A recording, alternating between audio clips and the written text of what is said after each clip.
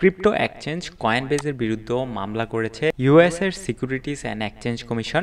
এর আগে প্রথম তারা বাইন্যান্সের বিরুদ্ধে মামলা করেছে, তারপরে কয়েনবেজের বিরুদ্ধে মামলা করেছে, এবং বিট্রেক্স গ্লোবাল যে এক্সচেঞ্জটা আছে এটা নিয়েও একটা প্রবলেম তাদের এখানে চলতেছে। সো ওভারঅল ক্রিপ্টো মার্কেটের ফিউচার এখানে কি হোল্ড করতেছে এবং এখানে নেক্সট কি হবে, সাথে সাথে আমরা এখানে বিটকয়েন নিয়েও কথা বলবো যে নেক্সট কিরকম হতে পারে।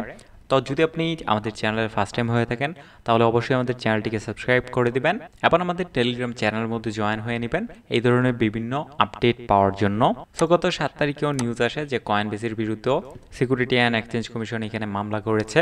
তাদের এখানে এই মামলাটা এখানে করা হয়েছে যে কয়েনবেজ এখানে অ্যাক্ট করেছে ব্রোকারের মতো বা এক্সচেঞ্জের মতো এবং ক্লিয়ারিং এজেন্সির মতন ফর ইনভেস্টমেন্ট, এবং যেটা এসইসির রুলসের আন্ডারে পড়ে।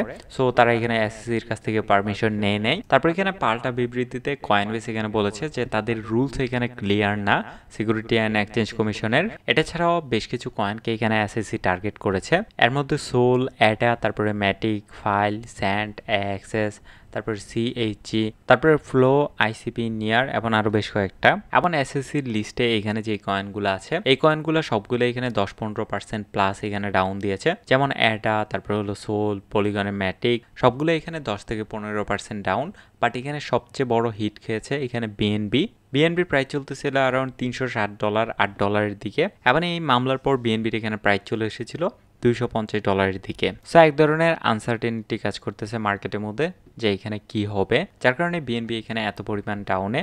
তারপরে বর্তমানে এসএসসির যে চেয়ারম্যান আছে গ্যারি গ্যান্সেলর, সে 2019 সালে বাইন্যান্সের অ্যাডভাইজার হিসেবে জয়েন করার জন্য অ্যাপ্লাই করেছে বা কোনোভাবে সে ট্রাই করেছিল বাইন্যান্সের মধ্যে জয়েন হওয়ার জন্য, বাট বাইন্যান্স তাকে এখানে হায়ার করে নাই। এবং এরপরে 2021 সালেই সে এসএসসির চেয়ারম্যান হিসেবে নিযুক্ত হয়। তবে অনেক রুমার্স আছে এরকম যে সিজে এবং গ্যান্সেলরের মধ্যে বেশ কিছু প্রবলেম চলেছিল এবং তারা একসাথে কাজও করেছিল, বাট তেমন আর লং টার্মে কাজ করা হয় নাই, যার কারণেই হতে পারে বাইন্যান্সের উপর এই অ্যাকশনটা নেওয়া। এটা ছাড়াও আরো বেশ কয়েকটা এক্সচেঞ্জ এবং ক্রিপ্টো প্ল্যাটফর্মকে এসইসি টার্গেট করেছে।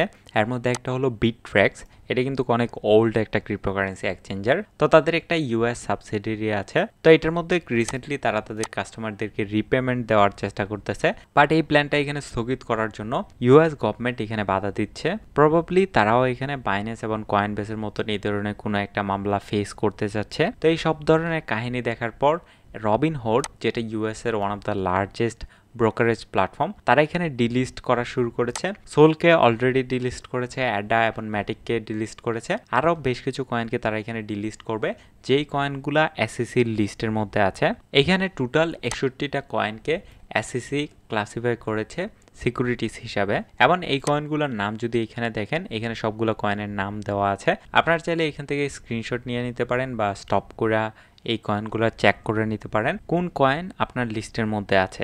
এটার রেসপন্স হিসেবে অলরেডি স্যান্ডবক্সের সিইও এখানে বলেছে তারা এখানে এগ্রি করে না এবং তারা এখানে মনে করে না যে স্যান্ড টোকেন এখানে একটা সিকিউরিটিস। তারা এটার জন্য ফাইট করতে প্রস্তুত বা তারা এটার জন্য ফাইট করবেন। তো ওভারঅল ক্রিপ্টো মার্কেট খুবই প্রেশারের মধ্যে দিয়ে যাচ্ছে। এর মধ্যে বিটকয়েন যদি দেখেন, বিটকয়েন এখানে ভালো পরিমাণ ডাউন দিয়েছিল অ্যারাউন্ড $27,500 থেকে সোজা $25,600 দিকে।